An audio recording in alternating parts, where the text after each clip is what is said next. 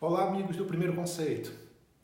Sou o professor Nelson Adrian e vou abordar mais outro tema importante, pertinente, fundamental que pode cair no Enem e que, na verdade, visa aqui um sentido de atualidade, mais ou menos nesse sentido, nesse aspecto. Então, o tema que nós vamos abordar hoje está ligado à descriminalização das drogas. Seria mais ou menos esse, que é um tema, digamos assim, polêmico e também muito atual. Tá bom? Eu vou pegar aqui o título para vocês, para que a gente possa compreender.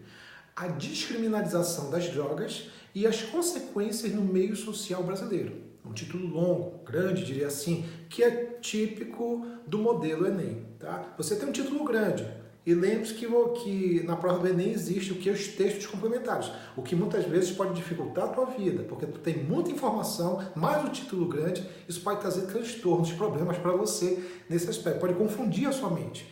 Então, aquele mesmo esquema, aquela mesma metodologia que eu digo sempre, que nós do Primeiro Conceito dissemos sempre para os alunos. Num título grande como esse, você vai pegar duas palavras que você entende como fundamentais, essenciais, básicas, que possam sintetizar esse título. No caso aqui, nós pegamos exatamente duas como as mais importantes. A descriminalização seria a primeira palavra e a segunda é o preconceito. Tá bom? Descriminalização é fazer uma reflexão sobre isso. Estamos falando de um discurso de poder legalizar as chamadas drogas ilícitas, né? No caso aqui, cocaína, maconha, certo? Algumas drogas que existe um combate do ponto de vista jurídico, mas a ideia é de buscar essa legalização, seria mais ou menos nesse aspecto, dentro de todo um discurso a ser ressaltado aqui.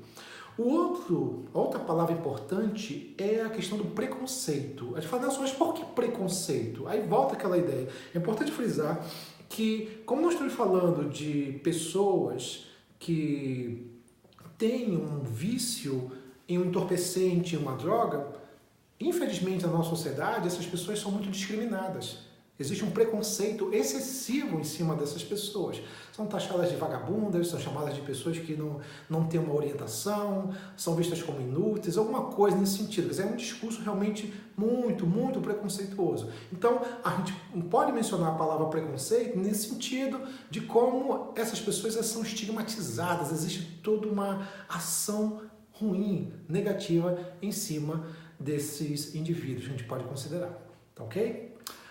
Outra coisa que a gente pode entender aqui no caso do tema a ser ressaltado é as teses, os autores e teses que podem ser abordados nesse tema importante da descriminalização das drogas. Eu vou destacar dois que eu entendo que você pode usar nesse sentido. Um dos primeiros autores que a gente pode entender aqui nesse processo, certo? Corta. Sabia que eu esqueci os autores? Pelo amor de Deus. Égua. Pega ali o caderno. Esqueci a porra dos autores. Obrigado. Vou pegar aqui. O Emile Durkheim e o Pierre Bourdieu. Tá ok. Você não fala do Babalaô também. Tesouro. Vamos lá. Certo? Vamos lá. Um dos autores que a gente pode trabalhar para esse tema tão importante e pertinente é o Emile Durkheim. Durkheim, ele faz uma análise sobre a modernidade, ele destaca a modernidade com novos preceitos. E o que ele menciona é que a modernidade se caracteriza muito pela ideia do individualismo. E esse individualismo exacerbado leva a uma espécie de conflitos de valores, a uma desorientação das pessoas, uma desorientação da sociedade, que ele utiliza, na verdade, como uma espécie de patologia social. E ele dá um nome para essa patologia social, anomia.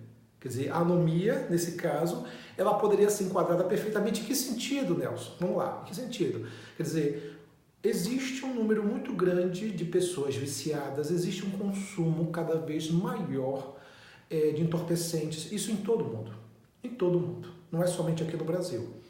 Então, você pode usar o conceito de anomia de Durkheim no sentido de entender que as sociedades elas passam por crises de valores.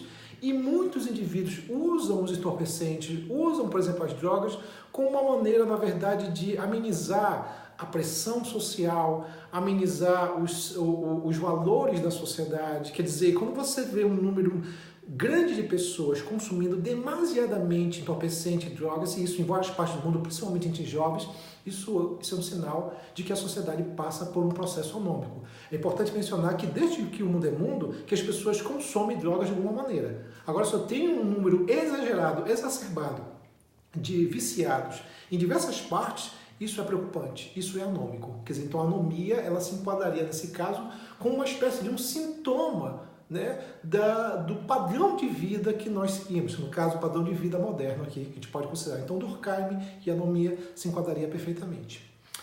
E, por fim, um outro autor que a gente pode mencionar aqui, eu até já mencionei eles em outros momentos, no caso seria o Pierre Bourdieu. O Pierre Bourdieu ele destaca o conceito de violência simbólica. Por que essa ideia de violência simbólica? Existe uma relação muito próxima com o preconceito. Porque funciona assim, a violência simbólica é quando eu entendo, é quando na verdade as pessoas acabam discriminando outras e entendem isso como uma coisa natural. Existe a gente pode mencionar aqui, a gente pode chamar de... Corta.